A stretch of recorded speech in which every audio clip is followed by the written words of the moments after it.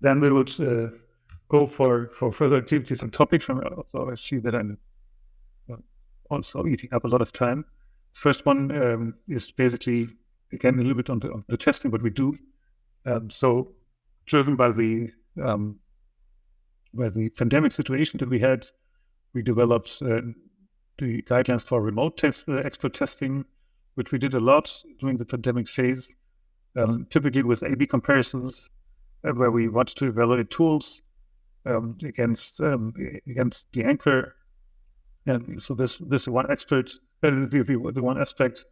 Since we are now back to presence mode, we can put brackets around the remote and just look at expert viewing and look at specifically that's something that we are also active in investigations on efficient training methods for the viewers, and that's something that's driving me for the purpose during the meetings.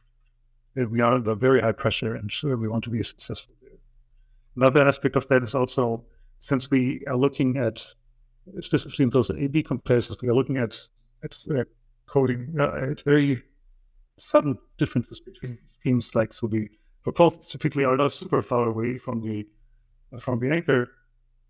So the question is, how do the objective metrics behave on that? So how well do they recommend the same suggestions as the subjective test? And that's something that we are also working on. And so just giving you some examples without going into details. What typically was done in JVEG, for example, was using a 4-grade scale. So that's a forced choice.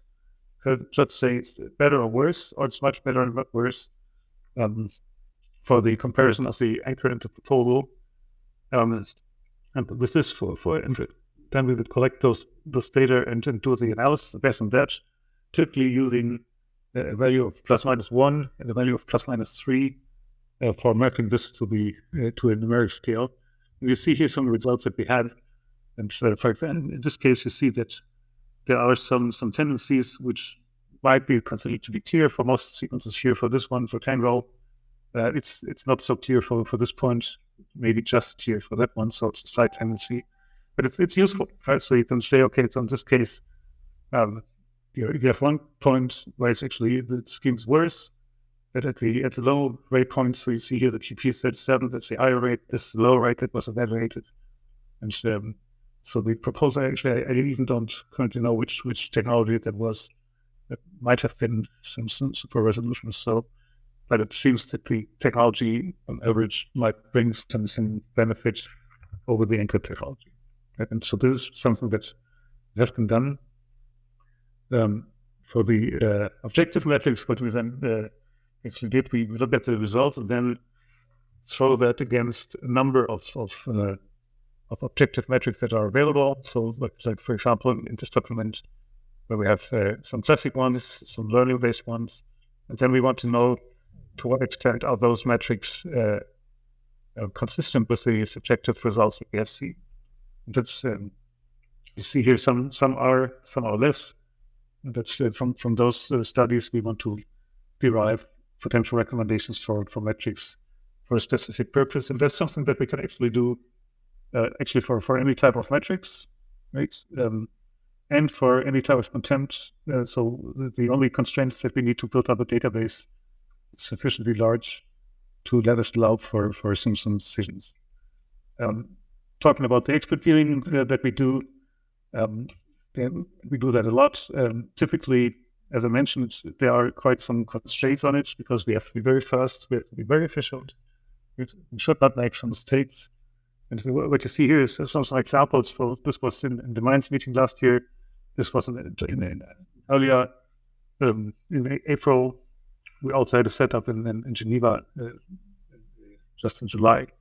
Typically using a 65 OLED screen, running driving that with a computer that would be capable of doing stable real-time UHD output at 60 Hertz and 10 bits, and thereby gaining some nice outputs. And then just for this training purpose, speeding that up a bit, this is reports from the Antalya meeting where we used a modified training method where the users would be allowed to, so that they get a training session, they note their scores, then they would read out those scores on one sequence after the other, so that they get the idea of the distribution of scores that were given. And if there was, if the variation of those numbers was larger than 3, that was the set that we had used for that purpose. Then, without commenting on that, just telling them, okay, so there's a divergence among the opinions. So we just show it again, and everybody for themselves would consider if the previous vote would be appropriate, yes or no. And just by doing that, without exchanging information on where to look, of course, without forcing them to change their mind, just to confirm or to reevaluate what they have, we actually were able to improve the result, or stabilize the result of the test quite a bit. And so what was happening here at the outputs of Antalya was there was actually no failures on preference sequences that were recorded, and just one single value had to be removed from the tests. Those were the results, just to show you that we also had quite nice confidence intervals that came out there. And while the other expert viewing sessions often tend to have larger confidence intervals, here we were way more consistent. But so that's something that we are intending to continue to work on as an efficient method. Then finally, just going on what's going on, we have one activity, as I mentioned, together with WD4 on making the testing of immersive videos, so visual volumetric data, making this testing of immersive video interactive. We started an activity to develop methods for this purpose, and so that we have a more the test method would be closely to what actual users of the technology might observe later on, while at the same time we try to get something that's reproducible. And that's the challenge. If you're immersive, there are so many ways where people could look, and it may be very difficult to get a conclusive result if people are looking at totally different parts of a video. So having some guidance is helpful, but at the same time, leaving some freedom is also helpful. Which is something that we're going to investigate further now.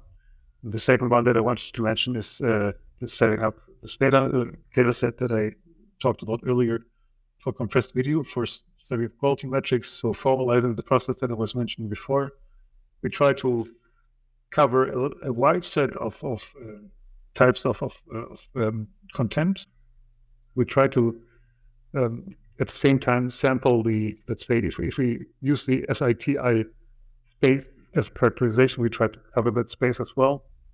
Then we try to have some very typical compression methods that are used, and then we can start throwing